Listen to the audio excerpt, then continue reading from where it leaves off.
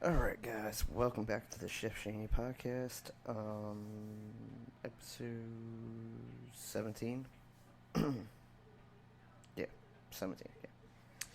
Yeah. Yeah, I've been on here in a while. I was just dealing with a cold and work started picking up, so, yeah, we, haven't been able to get on here to deal with any of these. So I'm a little behind. I was a little behind on the video games too, so I started had to kind of pick that up first, and then once I started playing some newer games that are out right now, I was able to come out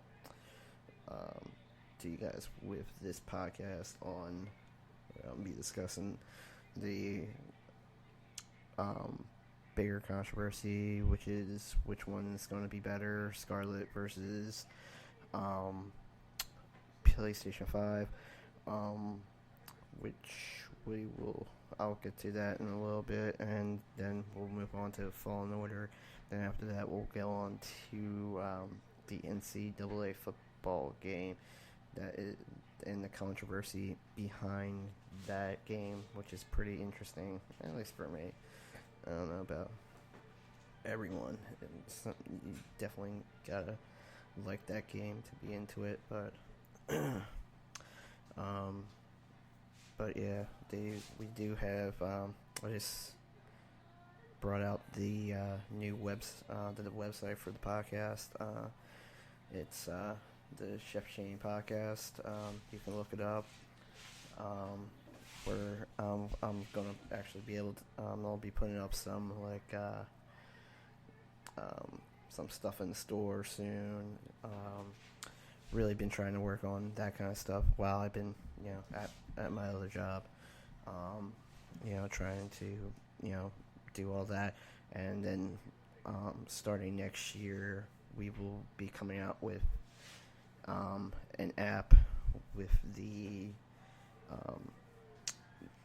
distribution or the podcast creator thing that I use speakers. They or me and speakers are all get an app out for the podcast, which will help you guys with the listening and being able to talk with me through the phone on as I'm broadcasting to you guys. But all right, well, without further ado, I think that was it on that. Yeah. All right, let's get into this. All right.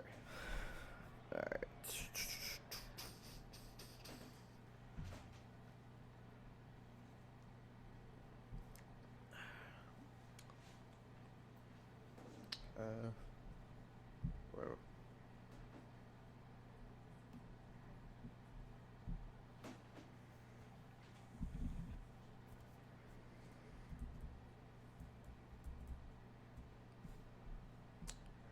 Okay, that was weird. I'm not sure if you guys could hear that, but literally just blasted through my mic. You mother.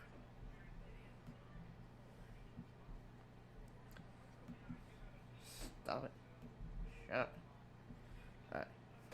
Alright. Both consoles are going to be released. Obviously, I'm going into the consoles right away. I think this is the best topic right now. They're all both consoles, PlayStation 5 and the Scarlett, coming out this not this holiday season, but next holiday season, 2020 holiday season. So that's gonna be really really cool. So let's see the specialist specs here. Oh, wow, they're pretty. They're pretty similar. Just the storage. Obviously, the Scarlett is going with the 1 terabyte, and then there's no RAM. There's no known RAM for the PlayStation 5, but the RAM for the Scarlett is 16 gigs. obviously this is all going to be different, kind of like different. And yes, this is going to be really, really questionable for me. Is the optical drive for both consoles, for these consoles, because they're so high powered, so unbelievably out of this world great, that they're that the optimal picture quality for your best quality when playing your games is going to be 4K in both the Scarlett and the PlayStation 5, and they're both going to be 8K capable, 8K capable. And then of course the PlayStation 5. If you had the PlayStation VR, you're still going to be able to use that, which is really, really cool. There's unknown for any VR type thing from Microsoft. I don't think they'll come out. I don't think they'll try to compete with that. Backwards compatibility, yes, for both games. But what you call it, PlayStation 5 only is doing it for PlayStation 4 games, but Xbox is all going all the way back to the original Xbox games, which is what the Xbox One did. So they're just keeping everything going, and including their Xbox One games. How do you say it? Alright, let's see. Here, performance.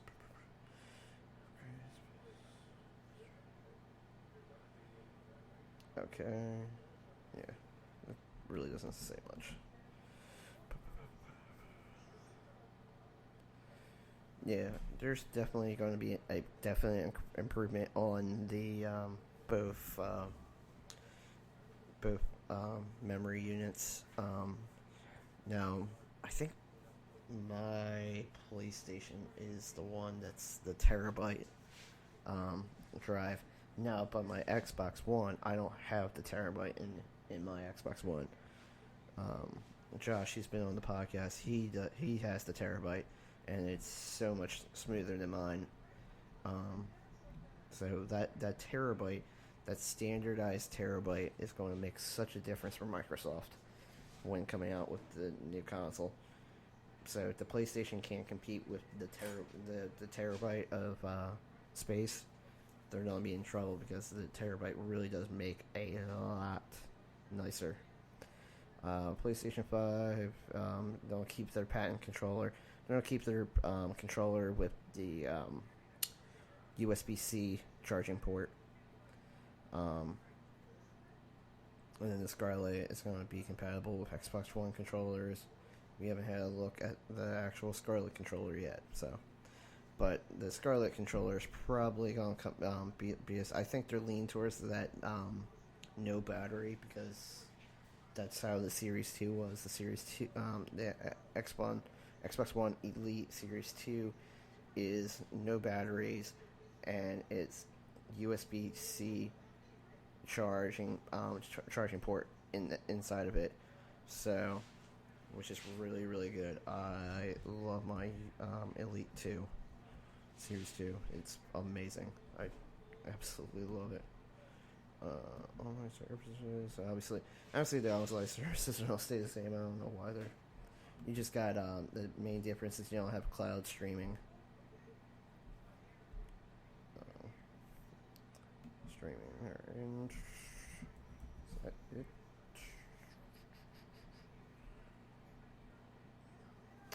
Yeah, and backwards compatibility, I already touched on that. Backwards compatibility is going to be lacking for the PS5, because they're only going to be able to do PS4 games. Now, that's the clincher, because the Xbox can go all the way back to the original Xbox, which with a monster processing speed, or even just visually, how good the Scarlett's going to look. It's just going to be ridiculous. Going to be absolutely disgusting how different it's going to be than the original Xbox. Alright, stop blasting my shoot. Alright, let's do this. Alright, Fallen Order. I love this game. This game is by far my favorite Star Wars game since Battlefront 2, and it says around here the first. let's see, let's see here. Um, it's a dark time for fans of single-player Star Wars games. Since EA secured the rights in 2013, only two Battlefront games have been produced, just one of which offered a short campaign. It's true. But what was it? It wasn't yet because it was before this. All this was when LucasArts owned it. They made Battlefront 1 and they made Battlefront 2. And Battlefront 2 was phenomenal. And then once EA bought Battlefront, or bought Star Wars games, they in 2013 they pushed out those two games and they were terrible. Did not listen to the fans, didn't listen to anything. How the fuck are you supposed to, like, I'm sorry, but how do you put out any type of Battlefront game without Galactic Conquest? There is no fucking way anyone's gonna play that game. Like, as soon as I saw no Galactic Conquest, I'm like, alright, I'll play it just because it's a Star Wars game. But, and then I found out, hey, you know what? The game's fucking boring because there's nothing to do. there's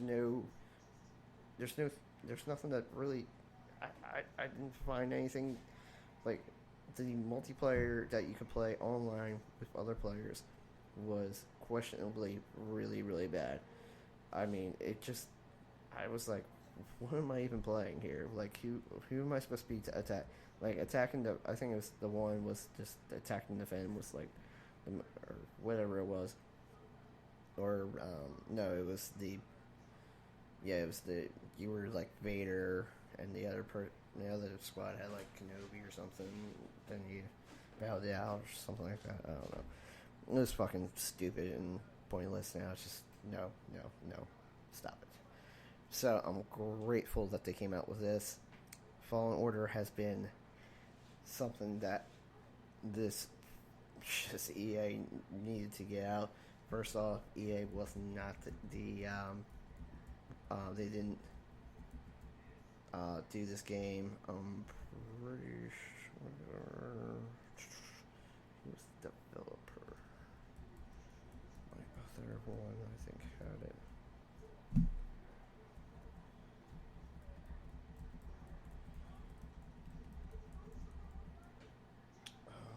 Yeah. Oh. I don't have it on here. I forget who the developer was for this game. It wasn't EA, which thank God they passed it off, because they would have fucked this up by trying to put a multiplayer into this game. But this game is so great because of the fact that it's just a single player game, but it's kind of like it's a Jedi based exploration type game, kind of like Dark Souls and the energy of like Uncharted, and it's really, really good, really well done. It kind of reminds you of like the old Star Wars games that you used to play on that I used to play, at least on the PC. I think it was like when the Phantom Menace came out, they had like a Phantom Menace one where you know it was like back in I think 90s or something like that, 99 or something like that. Basically, you were playing as Obi-Wan and you had to like jump and kind of like play your way through like obviously you're playing your way through the movie. Here you're just playing it through the story within the game, and basically you're this Jedi, Cal Kestis, and by the time you take him over in the game, he already knows he has powers. He's hiding from the Empire. There is because he's just kind of defined by the survivor guilt and remorse over how he escaped Order 66, kind of just watching all of his friends and family just die, and it's really, really well done. I just can't tell them how much this game has been just such a pleasure to play, and it's been going by really, really fast. Um, he how he yeah he never strong personality, but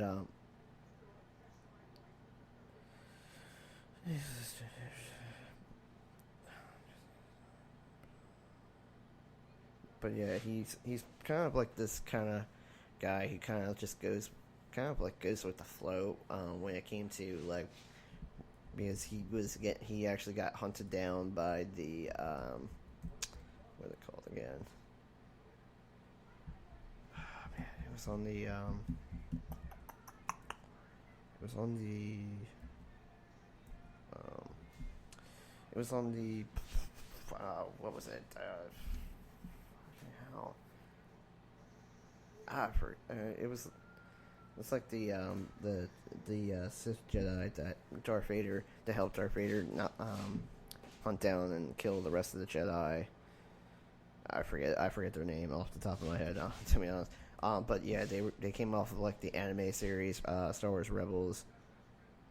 Let's see, Inquisitor. Yeah, there it is. Thank God, that would bother me all night. The Inquisitor. She known as the Second Sister, hunted him down and ended up killing his friend, and that's how she found out that he was a Jedi.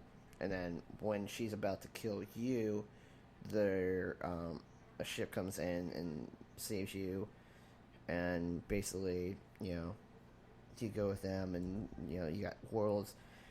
Basically at that point, that's when the floodgate opens to where you can do whatever you want. You can really just planet hop and do all this stuff. It's just amazing how much time and energy they put into this game. It's really, really, really, and then really, really good. And then like there's meditation areas where you heal, basically when you come out of it, just rest a little bit. You come out fully healthy, and it's just, everything's just super cool. If you guys haven't played that game yet, go buy it, go get it, play it. Let me know how you thought of it. It has been so fucking good to play that game, and finally a good Star Wars game. Not developed by EA, but published by EA. So we'll give them that.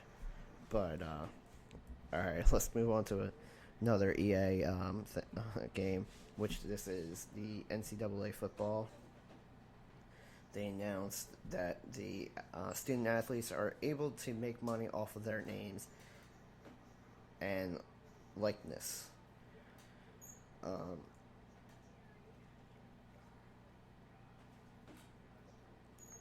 So that can only mean one thing: is that NCAA football is coming back in 2020. Now they haven't made any announcement about that, but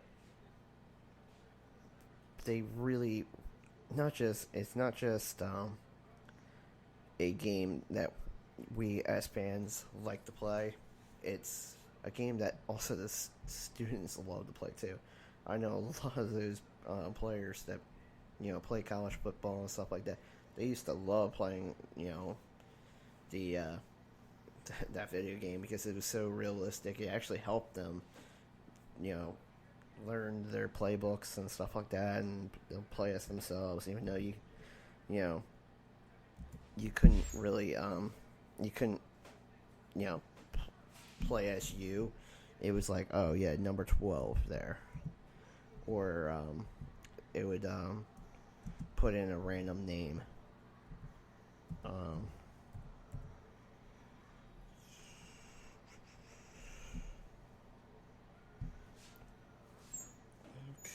Let's see here.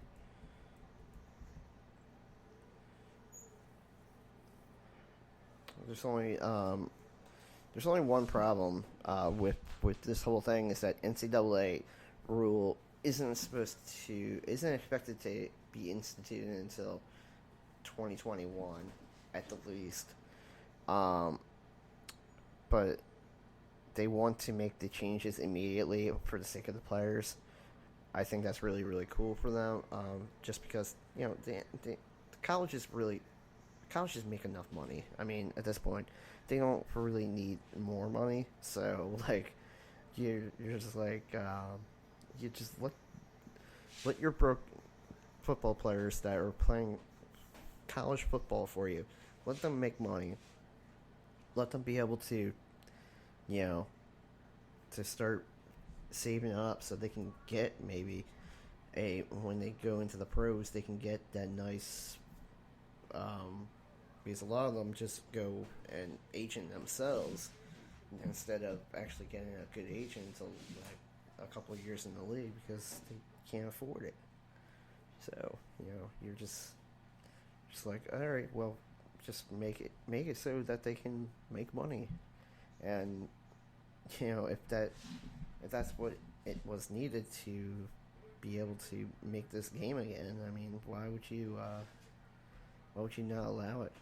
I honestly don't understand where why the NCAA hasn't done this sooner. California was actually the one that made them do this because they really they had they had they made up the rule for just the colleges in their state, but then they urged the NCAA to do the same. So the player union or whatever player thing that they have going would sign off and ultimately give them the rights to make NCAA football again. So that's great news. I think I've really missed the game. It's always been one of those pleasures to play that game. I love playing that game. It was so fun. But yeah. All right, moving right on. Let's move on to the Microsoft Elite Series 2. I already talked about it before. This controller was great. I only paid $169 for it because Amazon dropped the price. Well, I was supposed to pay about $180 for it, and I only paid $169, so it was about $11, right?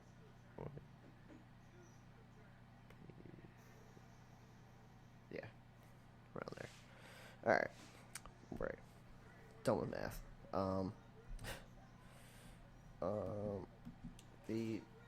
The cool part about the Elite controller is that you got the extra paddles underneath to to put different things down there. Like for me, I like to put reload down. I like to put the chainsaw down there. I like to put what else did I put down there for gears? I think I just put chainsaw down there because I don't like how the chainsaw is now the back bumper along with your reload. So I just leave that as reload, but then I put the chainsaw will move down to the bottom switch, which is I like that better. I think it's more comfortable for me when I'm playing Gears. But like that's what I'll do for like Call of Duty and stuff. I'll put the melee down there. I'll put reload down there for Call of Duty because you don't have to do active reloads or anything. So my stuff can just stay around the D-pad, and my thumbs can just stay on the D-pad and just do my thing. But the big improvements have been really just the I don't agree with any of it. Just the now portable USB-C charging station that comes with the new Elite controller is phenomenal. I love it. I absolutely 100% love it. Speaking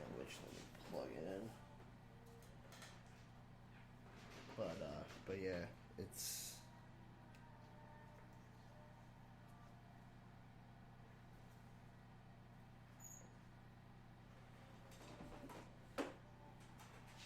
but it's been this controller's been really really fun. Yeah, and start this power charging station is now has now a rechargeable battery that runs for about 30 to 40 hours. That's pretty impressive, actually.